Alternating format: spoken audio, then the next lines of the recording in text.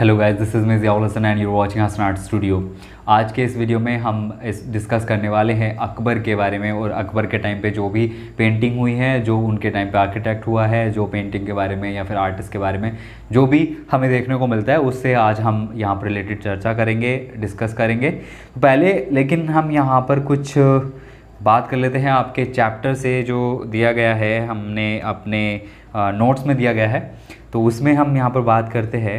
तो स्टार्टिंग में दे रखा है इन मिडाइवल इंडिया।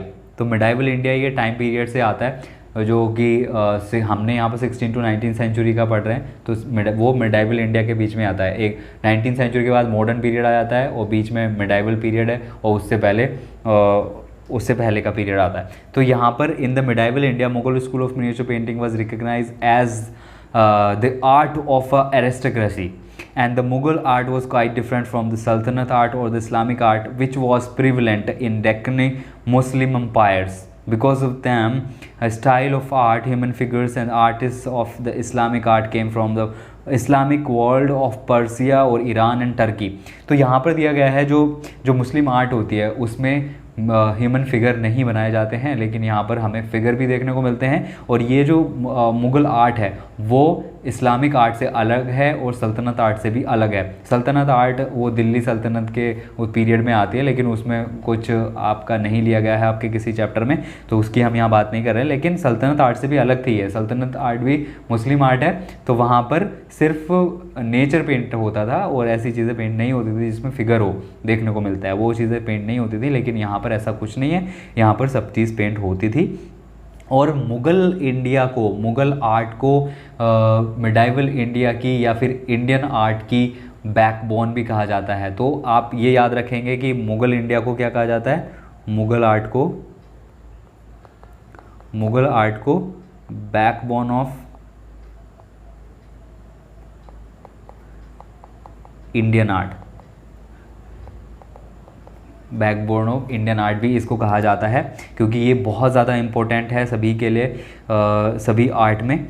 एंड उसके बाद आता है यहाँ पर the painting painted by them were Indian only in the context that they were painted on Indian ground, but the feeling of Indianness was not in them at all। Starting में जो है ना, जिस सिर्फ बैकग्राउंड और ground मतलब यहाँ पर वो पेंटिंग कर रहे थे इंडिया में, लेकिन वो उनका जो पेंटिंग का स्टाइल था, थीम थे, वो सारे वहाँ के थे जहाँ से वो आए थे, पर्सिया से या टर्की से या फिर ईरान से। तो वहाँ की हमें आर्ट ही देखने को मिलती थी। But the view of the Mughal art was quite different from the सल्तनत आर्ट और the Islamic art. It was not only Indian but also looked Indian. The artist of that period had initiated to represent the Islam even in Indian style, with the Indian elements were included in that too, to make it more prosperous on the basis of development. There are three phases of the Mughal art। यहाँ पर 3 phases of Mughal art रखे गए हैं, जिसमें हमने अकबर को रखा है, जहांगीर को रखा है और शाहजहां, एंड फिर उसका डिक्लाइन होना शुरू हो गया था औरंगजेब के टाइम में, वो चीज़ यहाँ पर रखी है। लेकिन हम इस लेक्चर से पहले भी हम हुमायूं एंड बाबर की बात कर चुके हैं और ये तीसरा हमारा लेक्चर चल रहा है आज। अगर आपने वो लेक्चर नहीं देखे हैं तो आप पहले उन्हें जा कर के देख लें, आपको ज़्यादा अच्छे से समझ आएगा। सो यहाँ पर जो मुग़ल आर्ट के टाइम पे यहाँ पर पेंटिंग होती थी, जैसे स्टार्टिंग में तो पेंटिंग हुई वहाँ से रिलेटेड स्टाइल यूज़ करते थे पर्शियन, बट जब वो इंडिया में पेंटिंग करने लग गए और अकबर के टाइम पे जब बहुत सारे हिंदू पेंटर्स उनके साथ इंक्लूड हो गए, उन्होंने हिंदू पेंटर को रखना शुरू कर दिया, एम्प्लॉयमेंट देना शुरू कर दिया और वहाँ उनसे पेंटिंग बनवाना शुरू कर दिया। तो यहाँ का स्टाइल और पर्शियन स्टाइल दोनों मिक्स हो गए और जिसे मुग़ल आर्ट कहा जाता है। तो मुग़ल आर्ट बेसिकली क्या है, इंडियन एंड पर्शियन या फिर टर्किश या फिर ईरानियन आर्ट दोनों का मिक्सचर है मुग़ल आर्ट। ओके, ये आप याद रखेंगे। तो अगर आपसे पूछा जा सकता है कि मुग़ल आर्ट क्या है, इंडियन एंड पर्शियन आर्ट का मिक्सचर, इंडियन पाकिस्तानी आर्ट का मिक्सचर, इंडियन या अदर आर्ट का मिक्सचर, ऐसे कुछ दे दिया जाएगा। तो आपको याद रखना है इंडियन या फिर टर्की आएगा, इंडियन या फिर ईरानियन आएगा, इंडियन या फिर पर्शियन आएगा। तो ये चीज़ें आपको याद रखनी है, ये बहुत इंपॉर्टेंट है आपके लिए। तो फिर आता है आर्ट ड्यूरिंग अकबर पीरियड। तो यहाँ पर हमने कुछ जो यहाँ रखा है अपने नोट्स में वो भी ठीक है, लेकिन हम इससे ज़्यादा कुछ चर्चा करने जा रहे हैं आज। तो मैंने कुछ एक हैंड रिटन नोट बनाए क्योंकि वो बहुत सारे हैं, तो ये ज़्यादा टाइम ना लगे, इसलिए हम यहाँ पर ऐसे बात चर्चा करेंगे, ठीक है। तो यहाँ पर हमें देखने को मिलता है अकबर, ठीक है। तो अकबर में है नेम ऑफ, अकबर का नेम क्या है, जलालुद्दीन मोहम्मद अकबर। तो पूरा नाम है यहाँ पर जलालुद्दीन मोहम्मद अकबर। उसकी अगर माँ का नाम की बात करें तो वो है Hamida Begum. And birth of place है आमेर कोट के किले में, ठीक है, Amarkot fort. And birth of date है 15 अक्टूबर 1542। ओके। एंड ये इसको किंग कब बनाया गया या फिर इसका राज्याभिषेक कब हुआ, तो वो 13 ईयर और 11 मंथ की एज में इसको राज्याभिषेक कर दिया गया था इसका। और इसकी अगर वाइफ की बात करें तो जोधा बेगम और रुकैया बेगम, 2 बेगम हैं इसकी, जोधा और रुकैया। और इसके जो सन हैं वो है सलीम, दानियाल और मुराद। तो सलीम बाद में राजा बनता है, दानियाल और मुराद का हमें सुनने को मिला है कि वो ज़्यादा धूम्रपान या फिर क्या कहते हैं मदिरा पान करने की वजह से उनकी मृत्यु हो जाती है। एंड इसने एक धर्म भी चलाया था जिसका नाम था दीन इलाही धर्म। तो आपसे पूछा जा सकता है किस मुग़ल किंग ने एक रिलीजन अपना अलग चलाया था, अलग बनाया था, तो वो था अकबर। अकबर ने दीन इलाही धर्म चलाया था जिसमें सभी धर्मों को मानने का कुछ ऐसा रखा गया था, सभी धर्मों से राय ली गई थी। उनके जो सभी धर्मों के अनुयायी होते हैं या फिर जैसे मुस्लिम में मुल्ला लोग होते हैं और उसमें साधु होते हैं, तो ऐसे ही सब लोगों से राय ली गई थी और उसके बाद ही इस धर्म को बनाया गया था। फिर आता है गोल्डन पीरियड। ये गोल्डन पीरियड किस चीज़ के लिए था, तो गोल्डन पीरियड यहाँ पर लिटरेचर, पेंटिंग और आर्किटेक्चर और म्यूज़िक। तो पेंटिंग भी यहाँ पर हुई है, आर्किटेक्ट हुआ है, लिटरेचर, म्यूज़िक। तो ये ओवरऑल आर्ट का गोल्डन पीरियड था। गोल्डन पीरियड किसका था, गोल्डन पीरियड ऑफ आर्ट था। तो यहाँ पर इन चीज़ों की बहुत ज़्यादा डेवलपमेंट हुआ है। फिर आपको यहाँ पर बहुत सारी चीज़ें याद रखनी पड़ेंगी कि इसके टाइम पे जो भी बुक लिखी गई हैं या फिर बुक पेंट हुई हैं तो उनके क्या नाम हैं यहाँ पर। तो आईने अकबरी ये किसने लिखी है, आपसे ये पूछा भी जा चुका है सैम्पल क्वेश्चन पेपर में। तो आईने अकबरी किसकी लिखी हुई है, ये अबुल फजल की लिखी हुई है। और बात किसकी कर रहे हैं हम, अकबर के टाइम की। तो ये किसके पीरियड की हो गई, अकबर के पीरियड की। और आपसे पूछा जा सकता है कि अबुल फजल किसके कोर्ट का राइटर था, तो वो अकबर के पीरियड का राइटर था। तो यहाँ से ऐसे भी याद रख सकते हैं आप। अब तबकात बाबरी की बात करें तो तबकात बाबरी बदायूनी ने लिखी है और ये भी अकबर के टाइम पे लिखी गई है, ठीक है। और अगर बकायत बाबरी की बात करें, बकायत बाबरी अब्दुल रहीम खान खाना ने लिखी है और ये भी अकबर के टाइम पे लिखी गई है। और इसमें अब्दुल रहीम खान खाना ने बकायत बाबरी में बताया है कि यहाँ पर कितने पेंटर थे, तो इसमें 19 हिंदू पेंटर और 3 मुस्लिम पेंटर का जिक्र किया है उन्होंने अपनी बुक बकायत बाबरी में। बकायत बाबरी में अब्दुल रहीम खान खाना ने कितने पेंटर का जिक्र किया है, आपसे ऐसे क्वेश्चन पूछा जा सकता है। तो कितने हिंदू पेंटर थे ये पूछा जा सकता है, तो उसमें 19 हिंदू पेंटर थे और 3 मुस्लिम पेंटर थे, आप यहाँ से ध्यान रख सकते हैं। तो ये किस में गया है, बकायत बाबरी, जिसको किसने लिखा है, अब्दुल रहीम खान खाना ने।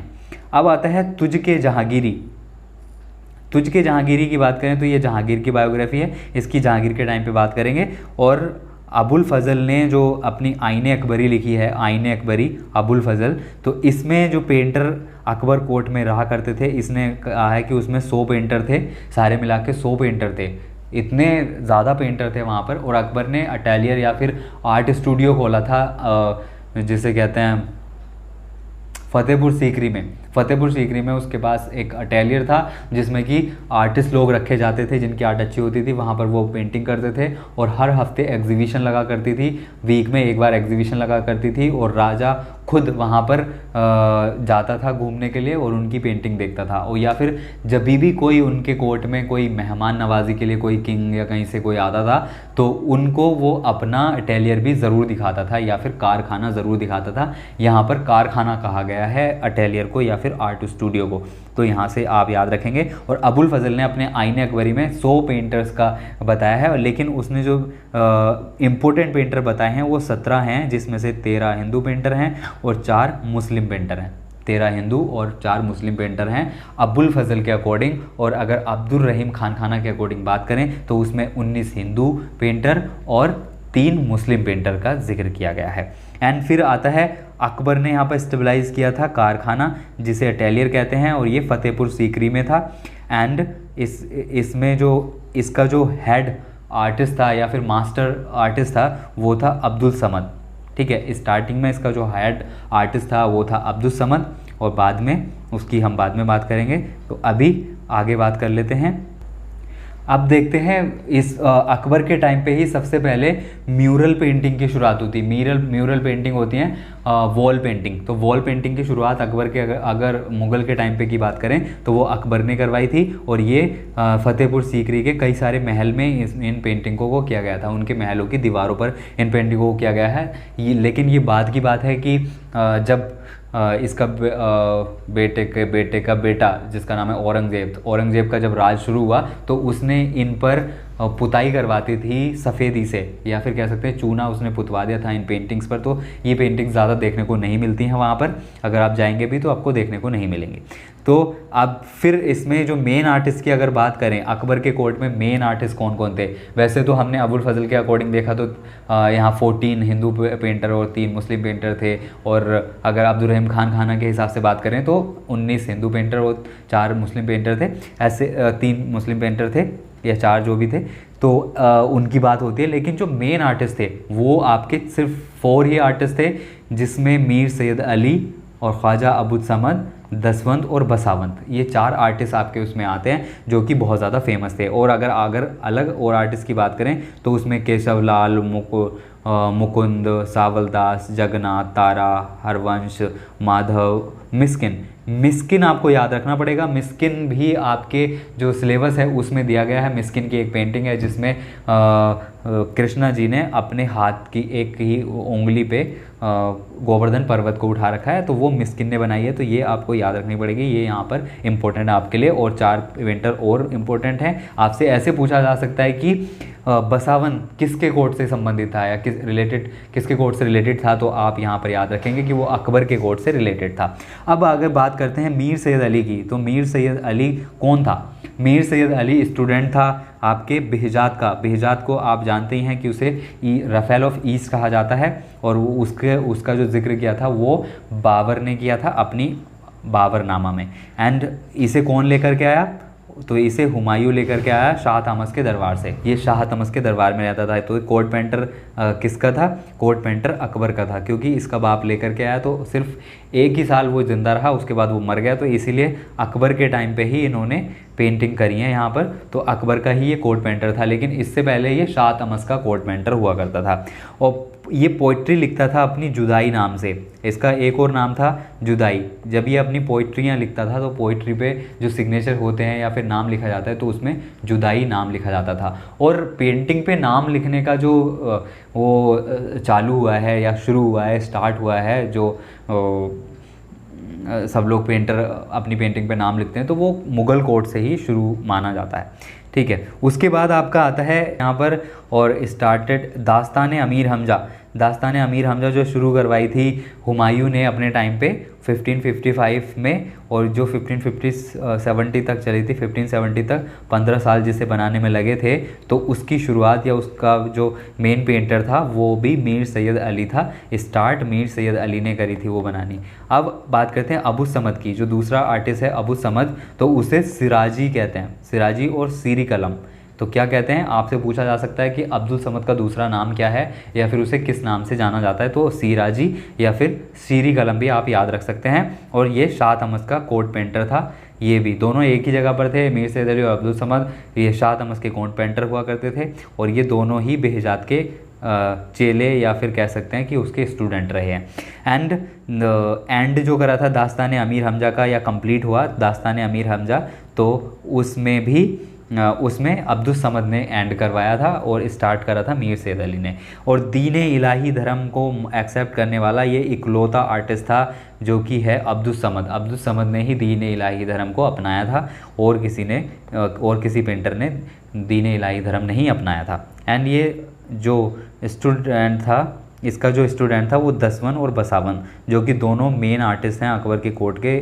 दसवन और बसावन वो इसके ही वो थे, चेले या फिर स्टूडेंट कह सकते हैं। अब आता है आपका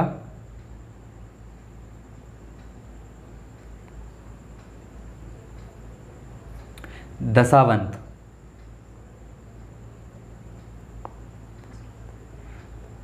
अब आपका है आता दशावंत, दसवंत।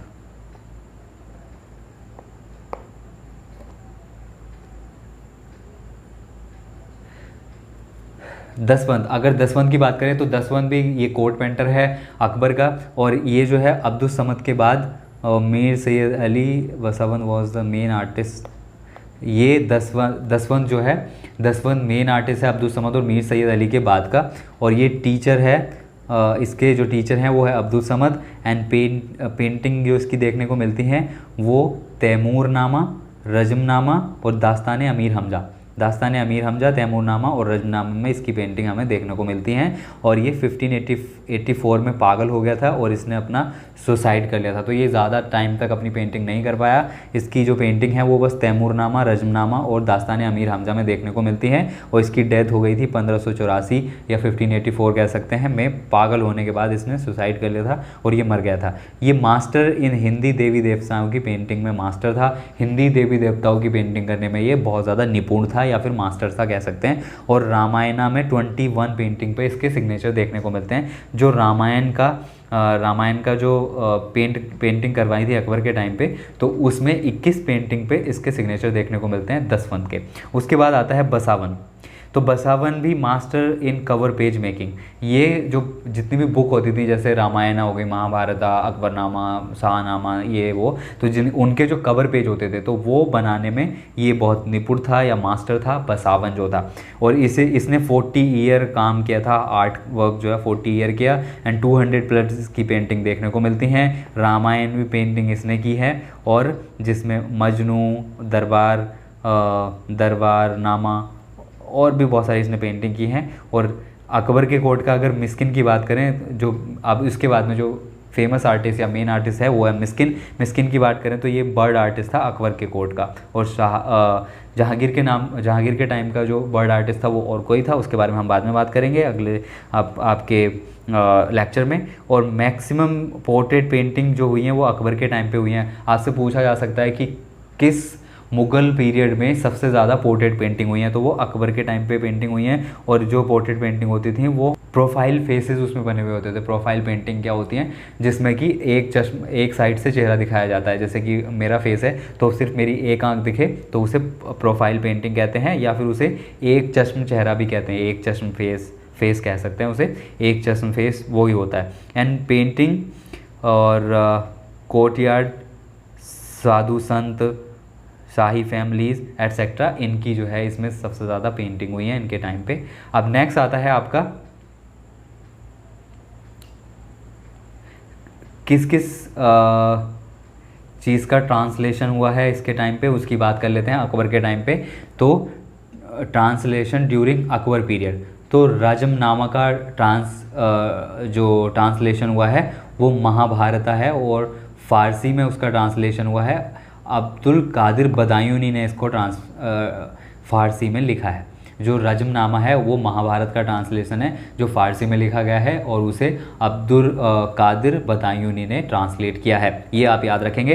तो ये चीज़ें आप ऐसे अपने शॉर्ट नोट बना सकते हैं। शॉर्ट नोट से ये फ़ायदा रहता है कि हम ये सिर्फ इतनी छोटी चीज़ देख करके ही पूरी चीज़ हमें याद आ जाती है। तो इसलिए शॉर्ट नोट बनाना बहुत ज़रूरी है आप सबके लिए, क्योंकि दूसरों के नोट से आप जब तक पढ़ते रहेंगे उसमें आपकी फीलिंग बिल्कुल नहीं होंगी। तो आप जब भी अपने पेन से खुद लिखेंगे, अगर आपने एक पेपर में किसी कोने में कुछ लिख दिया या एक कोई चीत मकोड़ा बना दिया, तो वो आपको याद आएगा कि आपने वो कहाँ बनाया था और उसमें क्या बनाया था। तो ऐसे आपको शॉर्ट नोट बनाना ज़रूरी रहता है। जैसे कि मैंने शॉर्ट नोट बनाए, ऐसे आप भी बना सकते हैं। और रजमनामा जो पेंट हुआ या फिर इसका ट्रांसलेशन हुआ, वो 6 ईयर्स लगे उसे ट्रांसलेट होने में, और 169 पेंटिंग इसमें देखने को मिलती हैं। और इसमें 48 पेंटर्स ने काम किया है, 48 आर्टिस्ट ने इसमें काम किया है। उसके बाद आता है रामायणा। इसको फ़ारसी भाषा में करा गया है, बदायूनी ने करा है। इसमें 5 आर्टिस्टों ने काम किया है, और उनके नाम भी दिए गए हैं, बसावन, सैयद अली और अब्दुल समद, दसवंत और फारूक बेग। तो ये वैसे आर्टिस्टों के नाम याद करने की ज़रूरत नहीं है, बस ये आप याद रखेंगे कि रामायण का जो ट्रांसलेशन हुआ है वो किसने करा है, वो करा है फारसी में बदायूनी ने। और उसके बाद आता है पंचतंत्र। पंचतंत्र के दो ट्रांसलेशन हमें देखने को मिलते हैं, एक है अनवर सुहेली और एक अय्यार दानिश, जो कि अबुल फजल ने अय्यार दानिश करा है। अनवर सुहेली का हब्बी ऐसे नहीं पूछा जाएगा, आपसे पूछा जाएगा कि पंचतंत्र का ट्रांसलेशन क्या है, तो आपको ऑप्शन में अनवर सुहेली आएगा तो वो भी कर सकते हैं, और अय्यार दानिश आएगा तो वो भी कर सकते हैं। तूतीनामा क्या है? तूतीनामा, एक तूतीनामा लिखा गया है, वो पोइट्री बेस्ड स्टोरीज़ उसमें लिखी गई हैं तूतीनामा में, जिसमें 103 पेंटिंग्स हैं। और इसमें तूतीनामा में पैरट के ऊपर स्टोरी है, पैरट की ही सारी स्टोरी इसमें दी गई है। तूतीनामा जो पैरट बोलते हैं उसके ऊपर ही तूतीनामा लिखा हुआ है। फिर आता है Akbarnama. Akbarnama bestest painting of Akbar court है बर्थ ऑफ सलीम, ये अकबरनामा की ही अंदर की पेंटिंग है। अकबरनामा जो है ये बायोग्राफी है अकबर की, ठीक है। अकबरनामा तो अकबर की बायोग्राफी होगी, जैसे हमने पहले बात की थी। और best painting of Akbar code या फिर अकबरनामा की वो है बर्थ ऑफ सलीम, सलीम का जन्म जब हुआ था। वो पेंटिंग आपके सिलेबस से हटा दी गई है, पहले उसमें थी। ओके, फिर आता है बाबरनामा। तो बाबरनामा तुझके बाबरी का ट्रांसलेशन है। तुझके बाबरी जो है वो टर्की में लिखी हुई थी और इसे फ़ारसी भाषा में बाबरनामा लिखा गया है, और जिसे अब्दुल कादिर बदायूनी ने ट्रांसलेट किया है फ़ारसी में। तुझके बाबरी हमने आपको बाबर के टाइम पे पढ़ाया था, तो बाबर के टाइम पे तुझके बाबरी बाबर ने खुद से लिखी थी, जो कि टर्की भाषा में लिखी गई थी, लेकिन उसका बाद में फ़ारसी में अनुवाद किया गया या ट्रांसलेशन किया गया, जो कि बाबरनामा के नाम से जाना जाता है, और उसमें अब्दुल कादिर बदायूनी ने उसको किया है। बाबरनामा की कॉपी हमें नेशनल म्यूज़ियम न्यू दिल्ली में देखने को मिलती है, और British museum and library London, ये दो जगह इसकी प्रतियाँ या फिर कॉपी हमें देखने को मिलती हैं। फिर आता है दास्तान अमीर हमज़ा। दास्तान अमीर हमज़ा जो कि हमने देखा था कि उसकी शुरुआत जो करवाई थी वो करवाई थी हुमायूं ने, बट उसमें अब ज़्यादा उसके बारे में जान लेते हैं। तो अताउल्लाह काजविनी ने ये लिखी है दास्तान अमीर हमज़ा, और इसमें 360 स्टोरीज़ हैं, और इसमें 2400 पेंटिंग हैं। 2400 पेंटिंग्स हमें देखने को मिलती हैं, इस बुक के 12 यूनिट हैं, और हर यूनिट में 100 पेंटिंग हैं, तो 100 पेजेस हैं, ठीक है। हर यूनिट में 100 पेजेस हैं, तो 1200 पेज हो गए, और एक पेज में 2 पेंटिंग बनाई गई हैं, इसलिए 2400 पेंटिंग्स हमें देखने को मिलती हैं।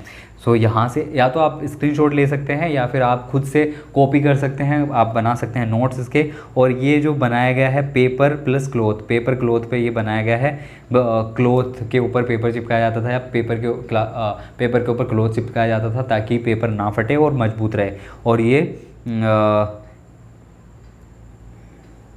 स्टार्ट जो करा था वो हुमायूं के टाइम पे हुआ था, मीर सैयद अली ने करा था 1555 में, और इसका एंड या कंप्लीट हुआ है अकबर के टाइम पे, जिसे अब्दुल समद या सीराजी कहते हैं, जिसे 1570 में ये कंप्लीट हुआ।